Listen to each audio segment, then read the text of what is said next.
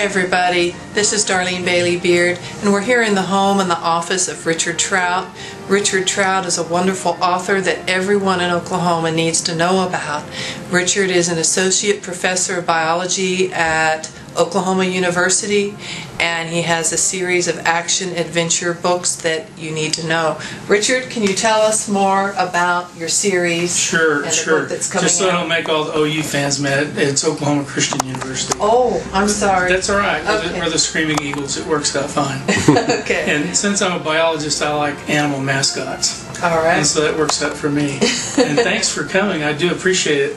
Any opportunity that I have to talk to young people and teachers about what I do, I relish that opportunity. It's fun for me, and it gives me a chance to share what I like to do, because I like to encourage young people and nourish their dreams and reinforce their ideas of what they want to do in life. And the books I write are escape fiction. It's kind of like what you do after you're tired of reading everything else. And it's the McGregor family. And Cayman Gold is the first one that I wrote, and it's Lost Treasure of Devil's Grotto. And I got the idea when I approached the publisher about writing an adventure series, and they said, well, we noticed from your resume that you're a scuba diver and a biologist. Write something about the ocean. And I said, well, what a great idea. I always wanted to do this. And since I grew up going to California with my dad and learned about pirates at Disneyland and things like that, I got to write a prologue all about pirates in this one, long before Johnny Depp came along and made Captain Jack Sparrow famous and all the girls swooning over Johnny Depp everywhere they go. Mm-hmm. But I've got some equally great characters in this one as well. And so I wrote this novel for fun, and then the publisher gave me a 3-book contract. I thought, wow, I was just begging for one, and I got a 3. And then later on, when I changed publishers, I got a 4-book contract in one day. Wow. And so I've been very, very fortunate as a writer in finding publishers who like what I do. And that's the whole key to all future writers out there. Find someone that's just as passionate about what you write as you are, and then you'll have a publisher for life. And that's what I hope to do with Pelican Publishing. But anyway, I started out with this series. Cayman Gold was the first one. The second one is Elephant Tears. It's an African adventure.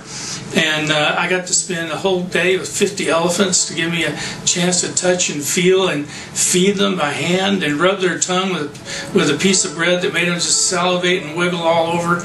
And it was a wonderful experience to me, since I am a biologist and I wanted to do that. And then I take all my readers on a trip down the Nile. And it's the only river in the world, in the northern hemisphere, that flows north and the wind blows south. And that's why it became a wonderful, great nation. Then the new book is Eclipse of the Jaguar, and it's a Mayan story. And there's a lot of interest in Mayan history because 2012 coming up. Is the world actually going to end on December 19th, 2012? Or is that just fun? Who knows? Read my book, maybe that'll give you a clue as to how it'll work. But Eclipse of the Jaguar is a fun story about the kids, the McGregor family, and the McGregor family comes from North Texas.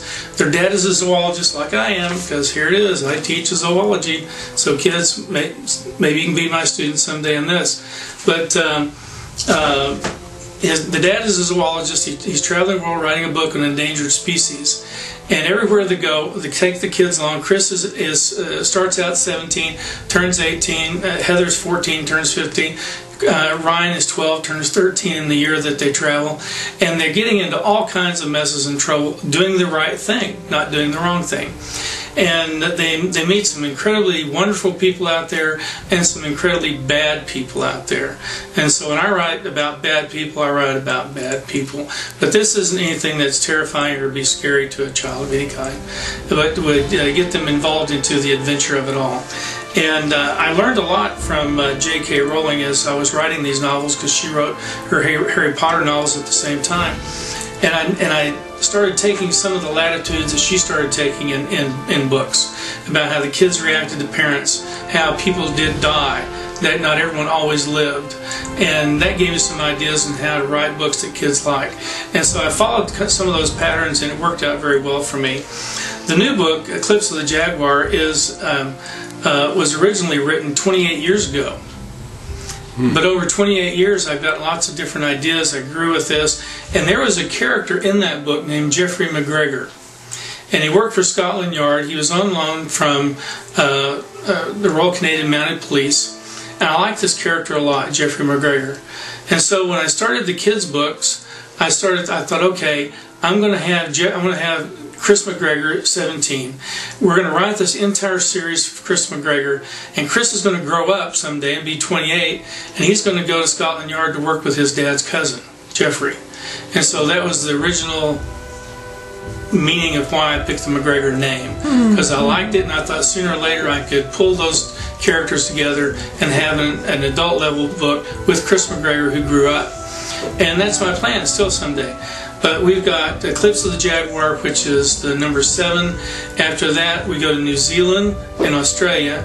And my wife Mavis and I, we have to make those trips next year so I can get some real feel for the country and the culture. New Zealand, Australia, all in one trip, because we have some wonderful friends in New Zealand. That Louise Walmerons came over here. She's a doctor, and her daughter Elke discovered my books in a library in Hamilton, New Zealand many years ago. We became pen pals, and now I've got some fans and a family in New Zealand. So New Zealand, Australia, and then after that we'll go back to Great Britain, because the mother in the family, Mavis McGregor, is British. And we're going to take the kids, and they're all going to go back to visit grandmother in London, and that's going to be. I'm going to tie that in with maybe some supernatural things in a castle and things like that. And that'll be more or less has given me goosebumps when I think about it, and the chill of being the writer that I am, and how I like to put this on paper. So you show me a child that doesn't like to read, I'll hand them a book, and they'll like to read after that. Now, some other things I want to point out in my office, if we have time still in the interview, Darlene. That'd be great. I think everybody'd love to see what you have. On the wall here, this is my, I guess, what do you call this, my ego wall, whatever. I have the covers of all my different books. And this medal here I'm especially proud of. That is the President's Award for Excellence in Teaching that I won at the college where I teach back in '07. And this painting is a modernistic painting that reminded me of a volcano with the ocean, with organisms in the ocean down below it. And I've had that for several years, and that more or less gave me the idea for Devil's Breath Volcano. It has something to do with the ecology of that. It's what I hear about. You know, it's not a royalty check that comes in. It's the letter from the Philippines. It's the letter from Weatherford, Oklahoma.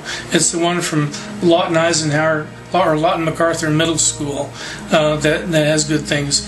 Or it's about a little girl in Walters who paid for her books with penny rolls. That's interesting. Richard, along with being a professor, a father, a husband, a grandfather, a writer, do you also do school visits? Yes, I do. I try to do about 25 to 30 school visits a year. I have a program that lasts about an hour, and I have it set up on my MacBook Pro, and so we can plug into your school computer projector. We project it up on the wall, and I go through how I write novels, where I go to write novels, and the fun that I have doing it, and how kids can learn from it, and to encourage them not only just to read books, but to get out there and see the world. You know, it's not a review of my family vacation, but it's a place they could go and they dream about. Because I know I had the luxury of having a dad that had a 16,000 volume library at home. Let me be your 16,000 volume library. You know, read my books, learn about the world, and maybe you'll get to go there. That's great. Now, they'll be able to find you through our website, Oklahoma Children's Authors, but do you have your own personal website? Yes, that's www.richardtrout.com. Just remember richardtrout.com. It'll take you right there. I've got 14 reviews from teachers. I also have lesson plans on how to use my books in schools for programs. If you need how to write a grant, you can copy these lesson plans, attach that to the grant. Then the granting board usually likes to know how you're going to apply it to your learning in your schoolroom. And so all those are helpful things for you to have. Great. Well, thanks so much. We appreciate you letting us come into your home and your office, and this has been very interesting today. Well, thank you. I've enjoyed it too.